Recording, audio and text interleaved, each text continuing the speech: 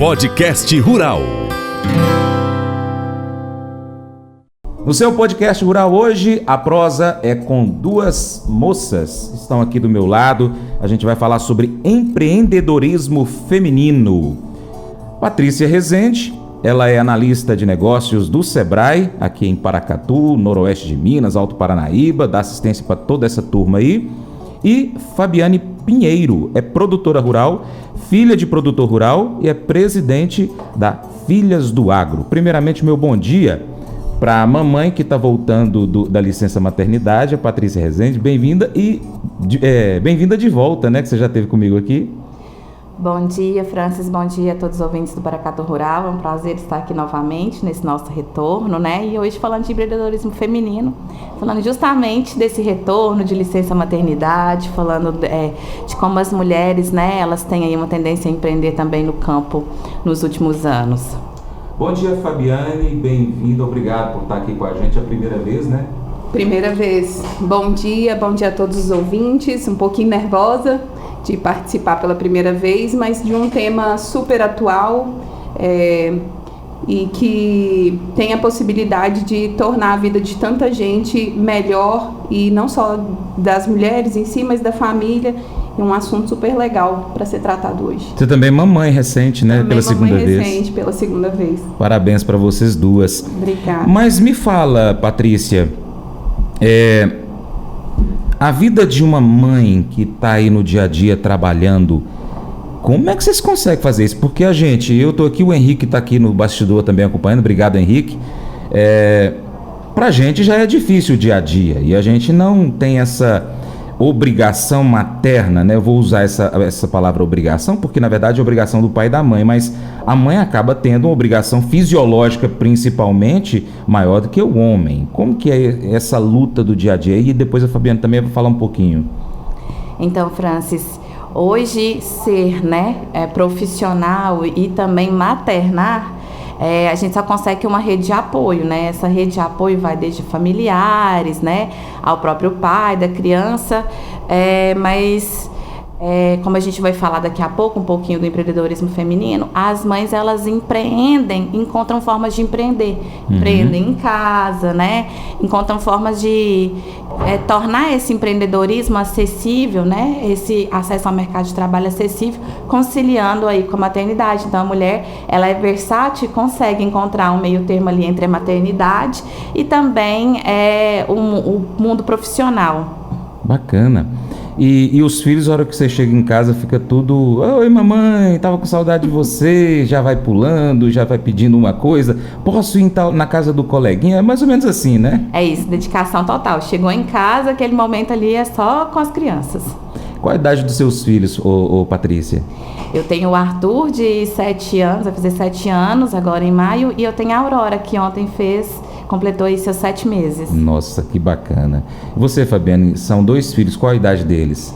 São bem próximos as idades dos filhos da Patrícia. Eu tenho o Pedro, de 6 anos, e a Alice, que vai fazer agora 8 meses na semana que vem. Então, é bem o que a Patrícia falou sobre a questão de fazer essa gestão de tempo.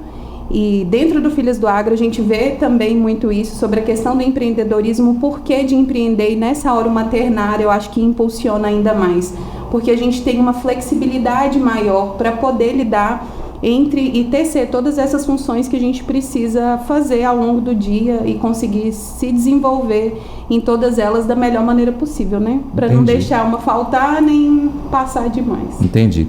Fabiane, vamos contar um pouquinho da sua história como filha de produtor rural e naturalmente produtora rural, porque uma coisa é a pessoa ficar em um determinado tempo longe da atividade rural, às vezes até é filho de produtor, fica longe, depois volta para a atividade, aí já hoje em dia a gente tem muitas tecnologias, mas você cresceu e naturalmente é produtora rural, não é que virou, você é naturalmente produtora rural. Bom, não tão naturalmente assim, porque o meu pai, ele é a primeira geração de produtor. Então, ele desbravou esse caminho e a gente começou pelo comercial, através do sacolão. E aí ele começou esse caminho dentro da agricultura. Hoje fazem cerca de 30 anos que ele começou esse processo. Então, eu acompanho esse crescer ao longo do tempo. E eu sou psicóloga por formação, e assim que eu me formei na faculdade, eu voltei para poder ajudar na empresa familiar. E aí começou a minha história no agronegócio. Entendi. Então, estou aí há cerca de 10 anos trabalhando com a família e então desenvolvendo essa questão junto ao meu pai, que é o meu grande exemplo de empreendedorismo. E a gente já falou aqui algumas vezes que muitos profissionais vão para uma área e depois acabam voltando para o agro. Sim. E aí muitos ficam mais apaixonados do que se tivesse feito uma formação dentro da atividade. E como é que é o seu sentimento hoje com relação à sua atividade de produtora rural? Bom, o agronegócio ele é apaixonante porque é uma indústria a céu aberto. Então a gente tem várias, várias oscilações, variações, e torna tudo muito dinâmico sempre. Não existe uma produção que vai ser sempre igual ao ano, porque o tempo é diferente, o solo é diferente, as pessoas são diferentes e todo o processo político, enfim. Então é algo muito dinâmico. Então é sempre inovador, você tem que estar em busca de novas tecnologias, de capacitação. E é apaixonante, ao meu ver, por conta disso. Ou seja, desse dinamismo. Nunca um dia é igual ao outro. Jamais, então. Jamais, acho que não. Que bom, muito bom. A gente aqui também, como jornalista, a gente tem essa grande vantagem, todo dia tem uma novidade, né? E é bom saber, então, que você tem essa percepção da sua atividade. Bom, aí você... Então começou a trabalhar com seu pai e tal, e é claro, enfrentou muitas dificuldades, porque o agro não é fácil. E aí como que você conseguiu vencer sendo formada em psicologia, não é isso? Isso. Como a Patrícia bem falou, a questão de rede de apoio.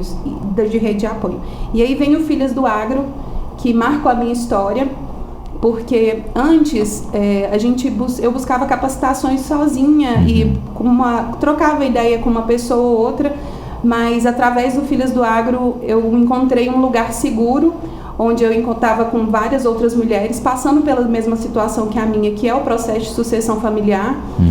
E aí o que vem a ser o processo de sucessão familiar, as dificuldades?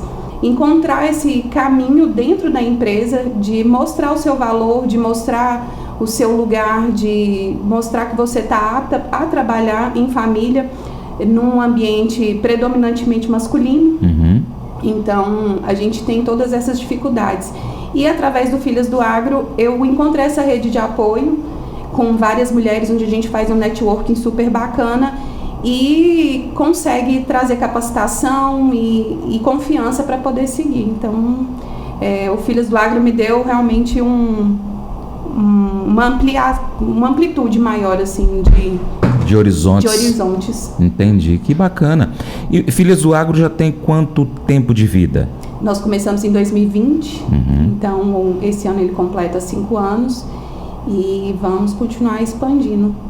Eu vou fazer o seguinte, eu vou chamar aqui nosso primeiro intervalo, porque a prosa vai render bastante aqui. A gente vai tomar um golinho d'água para relaxar um pouquinho e continuar falando. Nós vamos falar sobre Filhas do Agro, sobre mais empreendedorismo feminino, no agro, fora do agro. E você fique à vontade também para participar. Pode mandar sua pergunta aqui, a gente vai estar recebendo essas perguntas. De preferência, por gentileza, mande por escrito, tá bom? Voltamos já já.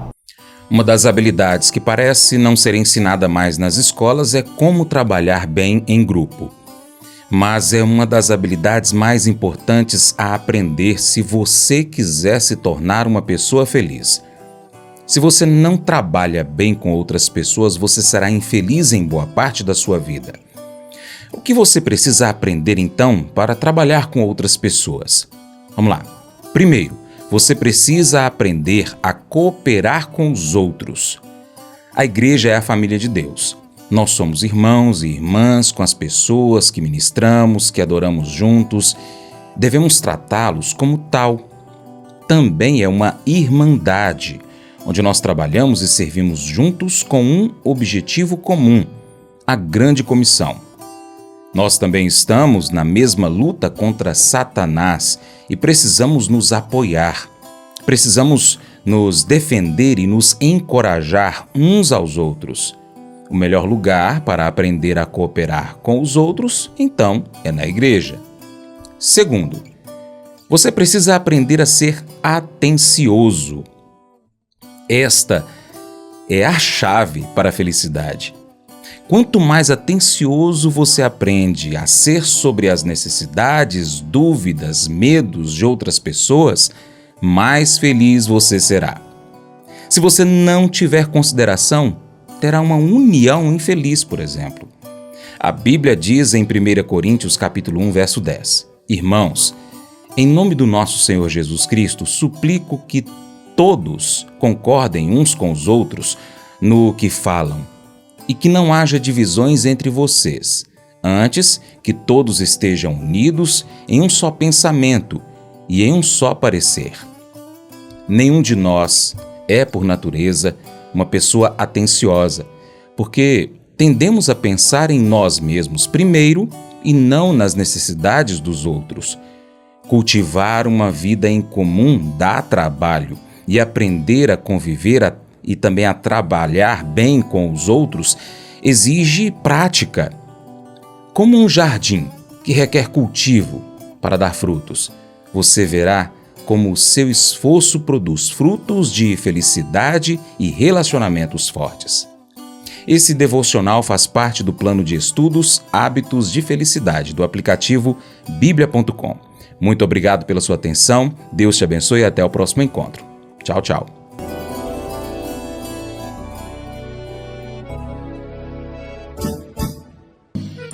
Acordo de manhã para prosear no mundo do campo, as notícias escutar. Vem com a gente em toda a região com o seu programa Paracatu Rural. Tem notícias, informação e o mais importante, sua participação. Programa Paracatu Rural. Programa Paracatu Rural.